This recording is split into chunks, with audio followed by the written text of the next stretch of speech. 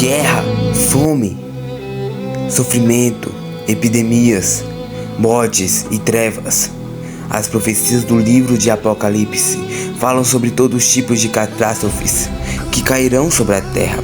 No fim dos tempos, a Bíblia diz que durante a grande tribulação, a ira de Deus será derramada sobre todos aqueles que decidiram servir ao anticristo. No fim desse período de muito sofrimento, o anticristo reunirá todo o exército do mundo para atacar Jerusalém, pois ele sabe que o seu governo estará próximo do fim. Veja o que o profeta Zacarias diz: veja o dia do Senhor vem, quando no meio de vocês seus bens serão divididos. Reunirei todos os povos para lutarem contra Jerusalém.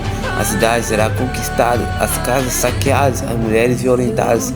Metade da população será levada ao exílio, mas o restante do povo não será tirado da cidade. Zacarias capítulo 14, versículo 1 e 2. Isso mostra que nada vai ser comparado ao desespero que o povo judeu sofrerá com esse ataque do anticristo. Nem mesmo os anos de holocausto e da década de guerra com outros países do Oriente Médio poderão ser comparados com o sofrimento que há de vir. E quando tudo estiver perdido e não houver mais esperança, Jesus e seus santos descerão do céu para salvá-los. Vamos ver o que o profeta diz sobre esse momento. Depois o Senhor sairá à guerra contra aquelas nações, como ele faz em dia de batalha. Naquele dia os seus pés estarão sobre o monte das oliveiras, leste de Jerusalém, e o monte se dividirá ao meio, de leste a oeste, por um grande vale. Metade do monte será removido para o norte e a outra metade para o sul. Zacarias capítulo 14, versículo 3 e 4. Depois disso, o Senhor fará que os soldados do exército do anticristo serão consumidos por uma terrível praga, com que seus corpos, olhos e língua apodrecerão.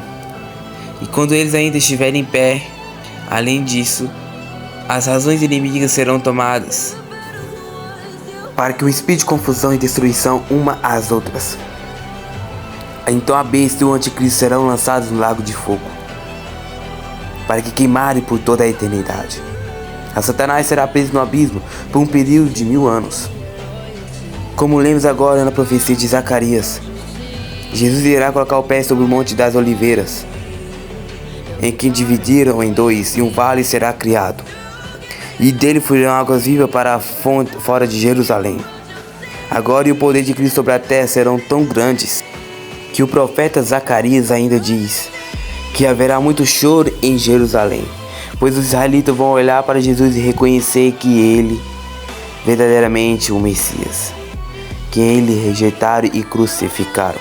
Veja o que o profeta diz: eu derramei sobre a família de Davi e sobre habitantes de Jerusalém um espírito de ação, de graça e de súplicas. Olharão para mim aquele que transpassaram, choraram por ele como quem chora a perda de um filho único.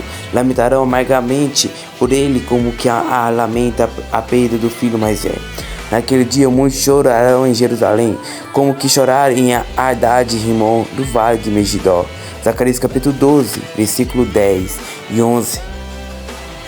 Em seguida, a Bíblia diz que haverá um grande luto naquela cidade, e o povo de Israel verá que, mesmo depois de ter rejeitado ou perseguido o Filho de Deus, o Senhor ainda terá misericórdia por ele e demonstrará que deseja salvá-lo.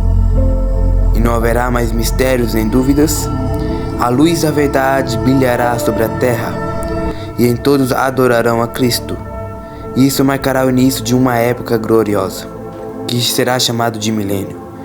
O Senhor fará de Jerusalém a capital do mundo, e ele levará acima das colinas os membros da igreja de Cristo que foram arrebatados no dia em que o acordo de paz proposto pelo anticristo foi assinado. Voltarão com Cristo, receberão autoridade para julgar e governar com justiça, pois eles foram testados e purificados pelo fogo. Da mesma forma que Jesus, veja o que está escrito: felizes santos que participam da primeira ressurreição. A segunda morte não tem poder sobre eles. Serão sacerdotes de Deus e de Cristo. Reinarão com ele durante 1000 anos. Apocalipse capítulo 20, versículo 6. A todos aqueles que não se curvaram ao anticristo, morreram defendendo e pregando a palavra de Deus durante a grande tribulação, serão ressuscitados e governarão-se juntamente com Cristo a sua igreja. Todos estes irão trabalhar em conjunto para assegurar o mundo cresça em paz, harmonia, justiça e piedade. O milênio será um pouco de paz e harmonia. Não haverá inimizades, ninguém irá explorar o outro, ninguém vai roubar ou matar. E o governo de Jesus será exatamente como Deus pretendeu que fosse. Antes de Adão e Eva pecarem, as pessoas terão 100 anos e ainda aparecerão jovens. E nem os animais precisarão matar uns aos outros para comerem.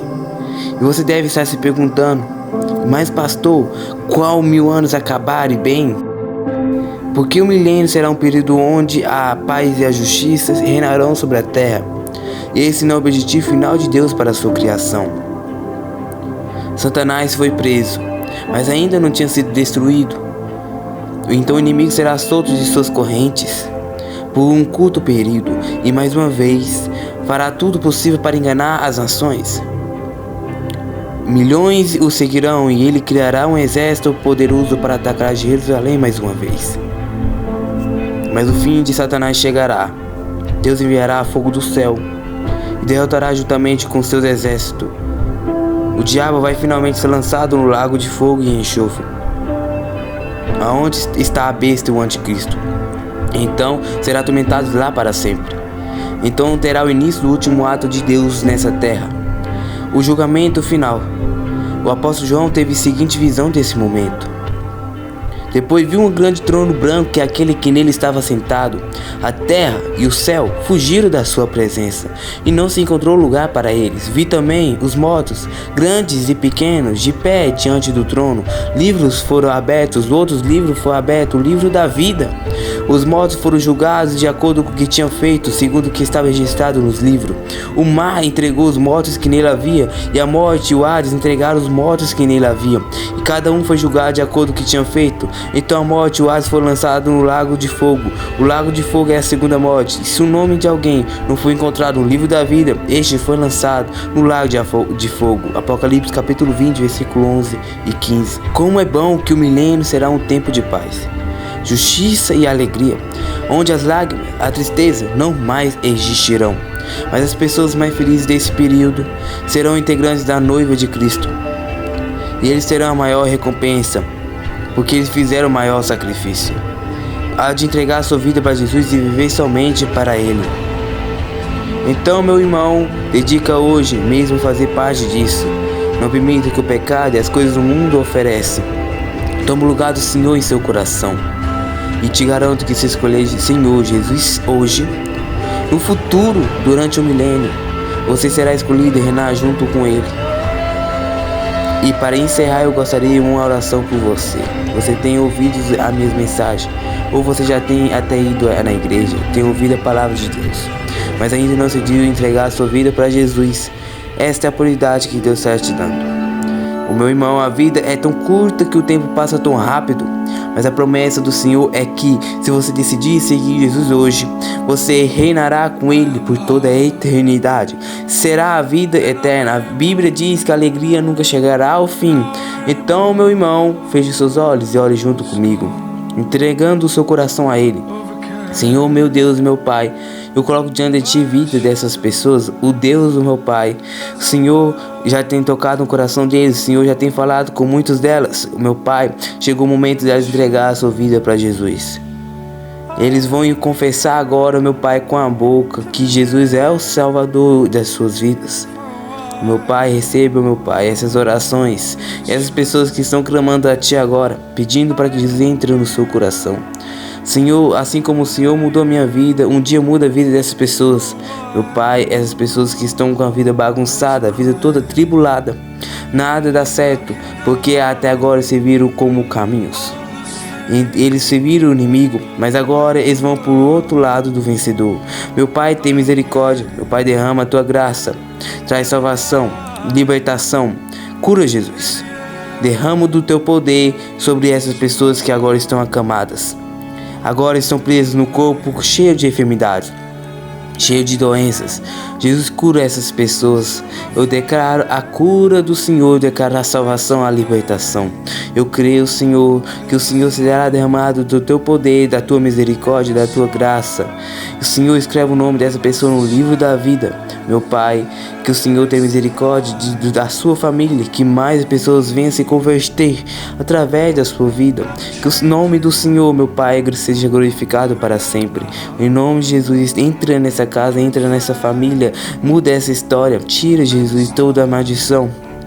Porque a tua palavra diz que aqueles que estão em Cristo, já não há condenação, já não há nada que pode trazer derrota, vergonha, humilhação, mas o que o Senhor mude a vida, meu Pai, que a partir de hoje essa pessoa venha caminhar com o Senhor em toda a vida da vida delas, custe o que custar, ainda que o inimigo se levante, ainda que lutas serão terríveis, o nome do Senhor será glorificado. Que o Senhor fortaleça essa pessoa para que ele seja fiel até o fim. Em nome de Jesus que eu oro e te agradeço. Amém. Glória a Deus. Ô meu irmão, creia que a Bíblia diz que a salvação é pela fé em Jesus e não por obras. Por aí, quem ninguém merece, ninguém tem condição de chegar no céu e dizer: Senhor, eu estou aqui porque mereço. Não, ninguém pode fazer isso porque merece, porque todos nós somos pecadores. Mas se entregou sua vida para Jesus, sangue que dele tem te purificado e te perdoa. Enquanto Deus olha para você, ele enxerga a obra de Jesus na sua vida.